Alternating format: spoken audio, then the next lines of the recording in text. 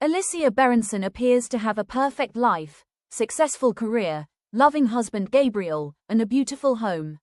That illusion collapses in a single night.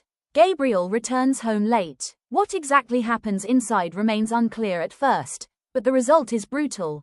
Alicia shoots him 5 times in the face.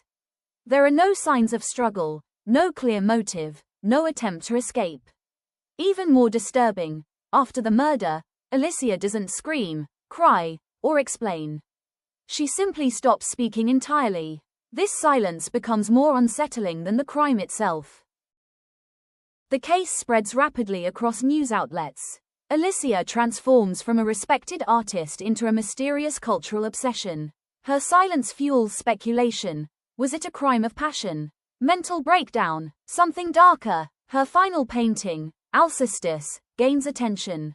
In Greek mythology, Alcestis sacrifices herself and returns from death, mirroring themes of silence, sacrifice, and hidden truth. The public begins to treat Alicia less like a person and more like a symbol of mystery. Theo, a psychotherapist, becomes deeply fascinated by Alicia's case. His interest goes beyond professional curiosity, it feels personal. Theo believes silence is not emptiness, but a message waiting to be decoded. Alicia is not gone, just locked inside herself. He joins the Grove, the psychiatric institution where Alicia is held, specifically to treat her. His goal is clear: make Alicia speak. Inside the Grove, Alicia is unlike other patients. She is controlled, observant, and eerily calm. She communicates only through body language, occasional violent outbursts. Her artwork, staff members are divided. Some see her as dangerous. Others see her as deeply traumatized. Theo sees something else: intelligence and intention behind the silence. Theo begins therapy sessions. He tries gentle questioning, psychological triggers, emotional engagement, but Alicia remains silent. Instead of frustration, Theo becomes more determined. He starts believing her silence is deliberate, not accidental.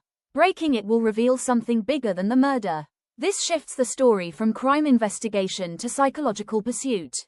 The narrative introduces Alicia's diary entries, offering glimpses into her past before the murder. Through these entries, Alicia expresses growing anxiety. She feels she is being watched. She describes a mysterious man outside her home. Her tone changes over time, from calm right-pointing arrow uneasy right-pointing arrow paranoid. This creates doubt. Is she imagining things, or is there truly someone watching her? Theo's own life begins to mirror instability. He discovers his wife, Kathy, is having an affair. This affects him deeply. Feelings of betrayal, loss of control, emotional fragmentation. Despite this, Theo becomes more obsessed with Alicia. His professional mission starts blending with personal emotional escape.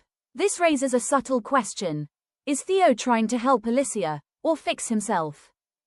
Theo investigates Alicia's past in detail: her strained relationship with her father, her marriage with Gabriel, people connected to her life. Multiple suspects emerge: friends, colleagues, individuals with unclear motives. Each new clue adds complexity, but no clear answer. The story intentionally misleads, building psychological tension rather than factual clarity. For the first time, Alicia responds, though not verbally. She begins to engage slightly, shows emotional reactions during sessions, creates artwork that hints at meaning. Theo interprets this as progress. But there's an underlying shift. Alicia doesn't seem confused or broken. She seems aware and controlled. Theo feels he is close to uncovering the truth. Alicia's diary becomes more intense. Fear increases. The mysterious man becomes more prominent. She feels trapped in her own home. Theo starts connecting the diary events, the murder night, Alicia's silence. The tension peaks as everything seems about to make sense. The narrative reveals the shocking truth: Theo himself was the mysterious man Alicia described. He had followed her, broken into her home, observed her life secretly. On the night of the murder, Theo confronts Alicia and Gabriel. forces Gabriel to choose between his life and Alicia's. Gabriel chooses himself. This moment destroys Alicia emotionally. The betrayal becomes the trigger for the murder. This twist reframes everything. Theo is not the savior, he is the cause. Alicia's silence is finally understood. She recognized Theo at the Grove.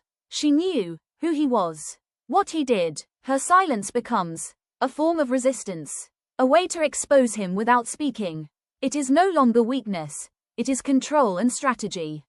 Theo's narrative collapses under the weight of truth. Alicia ultimately communicates in a way that leads to his exposure. Alicia Berenson sits quietly in a therapy room at the Grove, softly painting on a canvas. No words, no expressions, just calm focus.